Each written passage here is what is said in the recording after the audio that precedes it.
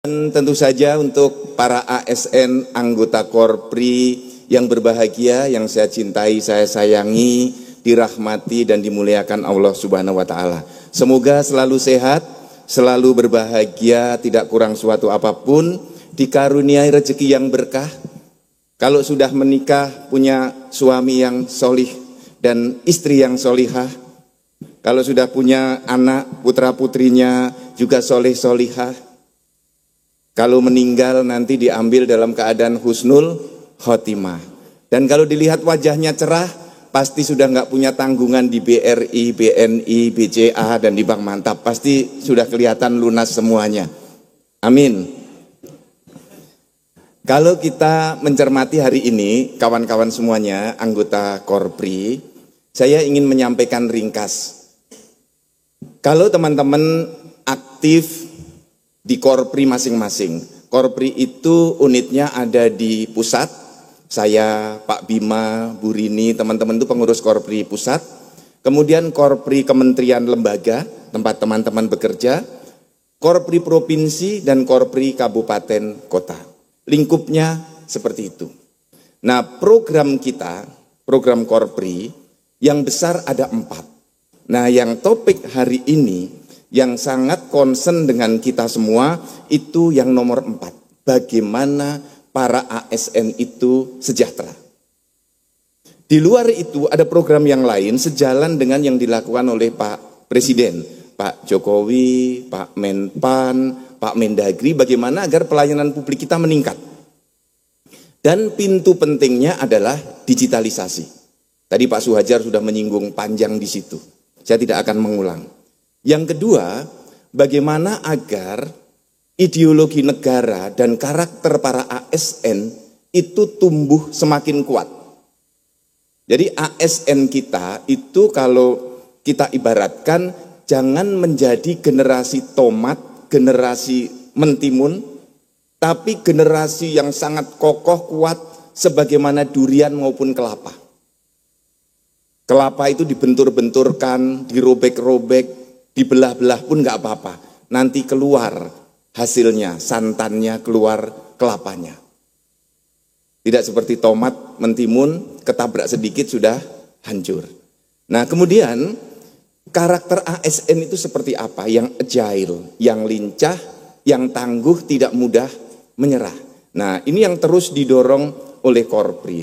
Kalau bulan-bulan ini, bulan-bulan depan, tentu karakter untuk terus berkarya dalam koridor netralitas ASN. Ini juga penting. Nah, yang ketiga, di Korpri ada lembaga konsultasi dan bantuan hukum untuk njagain ASN kita yang ada masalah hukum dan juga advokasi dari LKBH agar ASN kita tidak bermasalah hukum. Nah, ini yang terus kita lakukan. Sudah ada ratusan LKBH Korpri dari pusat sampai dengan kabupaten. Jadi teman-teman, termasuk kita melakukan uji materi berbagai peraturan perundang-undangan yang tidak sesuai dengan tujuan ASN. Kita lakukan uji materi di Mahkamah Konstitusi. Nah, rekan-rekan semua, saya ingin fokus ke yang nomor 4. Mumpung kita ketemu dengan Taspen dan seluruh direksi komisaris anak-anak perusahaan Taspen. Buat Mas Widu, apa yang harus kita lakukan? Dan apa yang kita rasakan? Saya 10 tahun ini di Korpri sebagai ketua umum turun lebih dari 400 kabupaten. Sudah 35 provinsi saya kunjungi, 36, 2 yang belum, di Nabire dan di Pegunungan Tengah dan di Papua Pegunungan dan Papua Tengah. Ada 2 provinsi belum saya kunjungi, melihat apa kebutuhan para ASN dan bagaimana kita harus mampu mengkolaborasikan Korpri dan Taspen.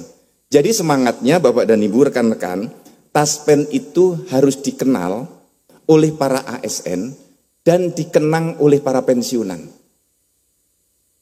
Dikenal dan dikenang sejak ASN sampai dengan pensiun. Jadi Pak Dirut, rekan-rekan dari Taspen, Harus didorong nih ASN muda yang baru masuk itu sudah kenal Taspen. Karena di Taspen inilah dititipkan sebagian masa depan ASN saat akan pensiun. Semangatnya adalah ASN itu yang terus kita gaungkan saat muda berkarya, saat pensiun tetap sejahtera dan bahagia. Nah, tapi kondisi sekarang, pengalaman para senior yang pensiun itu nggak sejahtera, nggak bahagia. Jadi rekan-rekan mulai harus mikir nih, datang pada saya kawan-kawan yang pensiun, dia cerita, Pak, ternyata setelah pensiun gajiku hanya 4.200.000. Setelah pensiun, dapat 75% dari gaji pokok. Ada yang hanya 4 juta. Ada yang hanya 3.800.000, tergantung masa kerjanya. Pak Suhajar sudah menyampaikan ini pilihan-pilihan, ya. Tapi apakah kita akan diam dengan pilihan ini dan tidak berusaha memperbaiki ke depan? Saya memilih kita harus memperbaiki ke depan. Muda kita berkarya, saat tua gimana kalau pendapatan kita bukan 4,5 juta. Tapi sekarang teman-teman yang pendapatannya 30 bisa dapat penghasilan masih di kisaran 15 juta sampai 20 juta. Saya omong yang real saja karena saya bertemu kawan-kawan yang pensiun. Ini gimana ini Pak Ketua Umum yang Bapak lakukan gimana?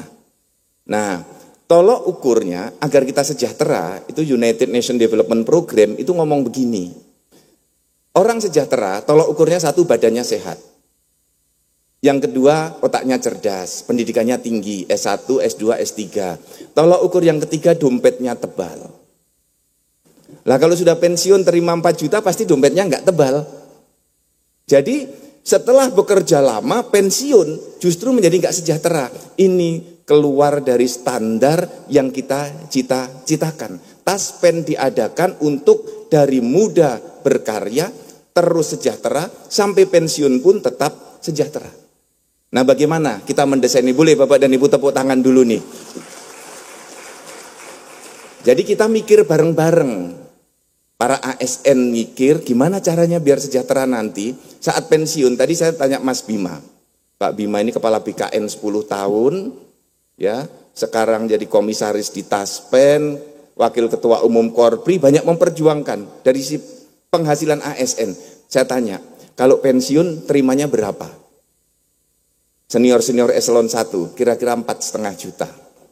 Kemudian dapat apa itu Pak Edi yang satu kali itu 75 juta atau 60 atau 50 itu apa namanya? THT. Dapat kerja 30 tahun dapat 75 juta. Bulanannya nanti dapat 4 juta. Nah, bagaimana kita mulai berpikir setelah pensiun bulanannya bisa dapat 15 juta, 20 juta, THT-nya, tunjangan hari tuanya bukan lagi 75 juta, tapi dapat 1 miliar, 1,5 miliar. Siapa yang mau? Boleh angkat tangan. Ternyata nggak ada yang mau. Kira-kira yakin nggak adik kawan-kawan yang masih muda, yang umur 28, 29, pensiun 60, atau kalau jadi dosen seperti saya pensiun 65 atau 70, saat pensiun itu terima 1 miliar, 1,2, 1,5 miliar. Tidak seperti sekarang terimanya 75. Nah, ini desain yang harus mulai kita pikirkan. Apa sih kebutuhan para ASN? Ibu Bapak, rekan-rekan semua, di catatan saya ketika bertemu dengan kawan-kawan Korpri di pusat dan di daerah. Pertama tentang kecelakaan kerja. Ini coba dipisahkan dengan yang sudah dilakukan oleh BPJS Kesehatan. Jadi klaimnya itu bisa berbeda. Kemudian untuk jaminan hari tua ini mungkin keliru nulisnya saya. Yang saya maksudkan adalah pensiunnya itu menerima kira-kira 50%, 75% dari take home pay. Kalau teman-teman dari Kementerian Keuangan take home pay-nya 75 juta, nanti saat pensiun masih terima 50 juta. Yang dari Kemdagri take home pay-nya 20 juta, saat pensiun terima 15 juta. Kemudian tunjangan hari tua, itu upayakan minimal 1 miliar ketika diterima saat pensiun. Sehingga saat pensiun langsung buka deposito di Bank Mandiri Taspen. titipkan di situ 1 miliar. Aman. Jadi Pak Dirut, Pak Mamber 1 miliar depositonya berapa dapat sekarang per bulan? Nah, bisa 6%. Lumayan. Banyak itu. Duit berputar terus. Masukkan di sana. Kemudian kalau meninggal saat bekerja, minimal santunannya 100 juta rupiah minimal. Tentu kita tidak berharap seperti itu. Tapi yang jaminan hari tua dan jaminan pensiun itu harus kita desain. Jadi lama saya merancang ini dan ini bisa kita wujudkan bersama Taspen. Kemudian Bapak Ibu, saya ini punya impian sebagai Ketua Umum Korpri. Semua ASN itu punya rumah. Sekarang ratusan ribu ASN baru belum punya rumah. Nah, bagaimana agar sejak dini Taspen itu terasa manfaatnya di ASN? Karena hasil saya kunjungan ke berbagai daerah, Taspen itu baru dirasakan oleh yang pensiunan. Dan pengurus Korpri ketika mengadakan kegiatan Taspen banyak mendukung sebagai sponsor. Bank Mandiri Taspen, Taspen Live, mendukung itu. Tapi secara individu kepada para ASN, Taspen ini belum terasa. Padahal banyak anggota Korpri, para ASN muda belum punya rumah. Nah, jadi Pak Aryandi, Pak Komisaris semua, Pak Edi, Pak Bima, teman-teman dari Bank Mantap, Taspen Live, Taspen Properti, bagaimana kalau semua ASN yang belum punya rumah, itu dibuatkan apartemen oleh Taspen. Dan nyewanya gratis. Tinggal di situ gak bayar. Taruh saja deposit tiap bulan 2 juta.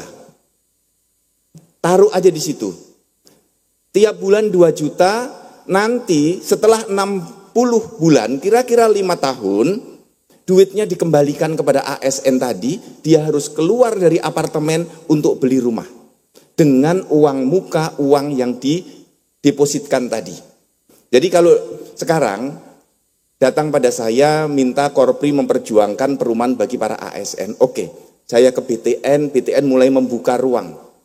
Hanya masalahnya ASN muda kita kesulitan uang muka, kesulitan membayar uang muka.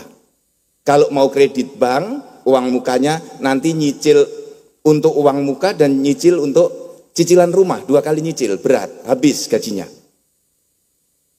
Kemudian tenornya terlalu pendek, 15 tahun, 20 tahun. Kalau bisa tenornya sampai 30 tahun, ini akan lebih ringan lagi. Nah, bagaimana caranya agar Taspen dengan Taspen Properti, dengan seluruh anak perusahaannya bertahap membangunkan apartemen-apartemen kerjasama dengan Pemda, baik dengan mekanisme BOT atau BTO, monggo dipilih mana yang bagus, dan ini akan langsung terasa kepada para ASN. Semangatnya adalah menempati apartemen secara gratis. Setuju nggak teman-teman? Disiapkan apartemen ASN yang belum punya rumah gratis, 5 tahun tinggal di situ. Tampaknya ini nggak ada yang setuju ini. Kalau di daerah, wah bagus sekali Pak, setuju Pak. Cuman Anda tinggal naruh deposit 2 juta per bulan, 1 juta per bulan, 1,5 juta per bulan. Nanti tahun kelima uang dikembalikan semua untuk bayar uang muka rumah. Taspen memutar uang itu selama tahun berjalan. Jadi uangnya dititipkan di Taspen untuk dikelola. Jadi kalau misalnya kita hitung ASN kita yang bisa disiapkan apartemen misalnya 300.000 ASN, 300.000 per bulan membayar sewa deposit 1 juta, berarti setiap bulan akan dapat uang 300 miliar Taspen ini. Dalam 1 tahun kira-kira akan dapat uang kurang lebih 4 triliun dari deposit ini. Nah, ini uang juga akan terus masuk ke Taspen untuk dikelola. Jadi rekan-rekan semua, ini tawaran-tawaran dari Korpri, yuk Teman-teman biar punya rumah semua, 5 tahun ke depan bisa beli rumah dengan cara mencicil dengan uang muka yang disiapkan dengan mekanisme ini. Kalau ini bisa dijadikan pilot project, saya kira ini akan menjadi terobosan bagi para ASN yang belum memiliki rumah. Nah kemudian untuk bisa mendapatkan pensiun 50%, 60% dari take home pay, tentu saja kita harus dikreasikan dengan menambah iur. Karena rekan-rekan, dari Taspen adalah mengelola iur kita yang dibayarkan dari gaji kita dan dari pemberi kerja, dari pemerintah. Jadi kalau iur kita tambah, maka otomatis jaminan pensiun dan jaminan hari tua akan bertambah besar. Pengalaman saya 24 tahun jadi ASN, kita itu nggak pernah merasakan itu duit kita kalau belum ditransfer. Ketika dipotong langsung oleh pemberi kerja, kita itu nggak tahu. Teman-teman tahu nggak dipotong berapa untuk iur Taspen? Berapa rupiah? Coba siapa yang tahu dapat sepeda? Ini nggak ada yang tahu. Berapa rupiah real kita dipotong. Jadi rekan-rekan semua, ini tawaran-tawaran yang perlu saya sampaikan. Mari kita muda terus berkarya, tua tetap sejahtera. Dari muda kita menabung, punya rumah, bisa keluar dari pondok mertua indah secara mandiri bersama Taspen. Demikian Ibu Bapak, rekan-rekan, harapan yang perlu saya sampaikan. Dan tentu di akhir sesi saya ingin Taspen diperkuat. Pengalaman Taspen berdiri dari awal sampai sekarang tidak pernah default, tidak pernah gagal membayar pensiun. Jadi ini perlu dilanjutkan dengan penguatan-penguatan, mulai dari penguatan besarnya iuran, kemudian dari pemberi kerja semakin intensif membayarkan jaminan dari pemberi kerja, sampai kemudian upaya pemanfaatannya yang langsung dirasakan oleh ASN yang masih aktif. Sehingga Taspen sejak awal berdampak keberadaannya kepada para ASN, tidak hanya kepada yang sudah pensiun. Jadi dari awal sekali lagi Taspen dikenal para ASN dan dikenang oleh para pensiunan. Terima kasih banyak, mohon maaf lahir batin. Wabillahi taufiq wal hidayah. Wassalamualaikum warahmatullahi wabarakatuh.